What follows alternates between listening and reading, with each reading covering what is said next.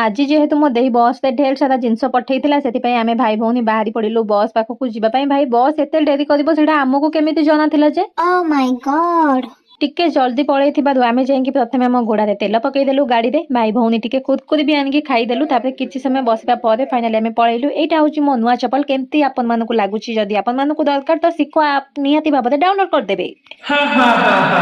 ଭାଇ ଆମର ଏପଟେ 2 ବର୍ଷ ହେଲାଣି ରାସ୍ତା କାମ ଚାଲିଲାଣି। ଏ କେବେ କମ୍ପ୍ଲିଟ ହବ ସେଇଟା ତ ମତେ ଜଣା ନାହିଁ, କିନ୍ତୁ ଏଇ ରାସ୍ତା କାମ ପାଇଁ ଅନେକ ଲୋକଙ୍କର ଜୀବନ ଯାଇ ସାରିଲାଣି। ଏବେ ତ ରାସ୍ତାଘାଟ କିଛି ବି ଜଣା ପଡୁନି, କୋଉ ବାଟ କଣ କୋଉ ଘାଟ କଣ। ଭାଇ ଘାଟକୁ ଆମର ଯିବାର ନାହିଁ, ଆମକୁ ରାସ୍ତାରେ ହିଁ ଠିଆ ହେବାର ଅଛି। ଭାଇ ଭଉଣୀ ରାସ୍ତାରେ ଠିଆ ହେଇକା ନିଦ ମାଡ଼ିବା ସହିତ ମୁଣ୍ଡଟା ବିନ୍ଧିଲାଣି, ତା ସହିତ ପେଟରେ ମୂଷା ଦୌଡ଼ିଲେଣି। ଆଉ ଟିକେ ପରେ ଯଦି ଆମେ ଅନେଇ ନଥାନ୍ତୁ ଭାଇ ନିଦରେ ଆମେ ଟଳମଳ ହଉଥିଲୁ। ନନା ଏମିତି ଟିକେ ଆଖି ଉପରକୁ ଅନେଇ ଦେଲା ବେଳକୁ ଭାଇ ବସ୍ ଆସି ଠିଆ ହେଇଲାନି। ଫାଇନାଲି ଜିନିଷ ନେଇକି ପଳେଇ ଆସିଲୁ ଖୁସି ମନରେ। ଏଇ ଯୋଉ ରାସ୍ତାରେ ଧୂଳି ଗୁଡାକ ଉଡି ଯାଉଛି ଭାଇ, ବିନା ପଇସାରେ ମେକଅପ୍ ଆମେ ନେଇକି ପଳେଇ ଆସୁଛୁ ଘରକୁ। ବଜାରରୁ ଟିକେ ପରିବା ନେଇ ଆସିଲୁ, ଭାଇ ଭଉଣୀ ଗୁପଚୁପ୍ ଖାଇକି ଘରକୁ ପଳେଇ ଆସିଲୁ। ଆଜିର ମିନି ବ୍ଲଗଟି ଯଦି ଭଲ ଲାଗିଛି ଚ୍ୟାନେଲକୁ ସବସ୍କ୍ରାଇବ କରିବାକୁ ଜମା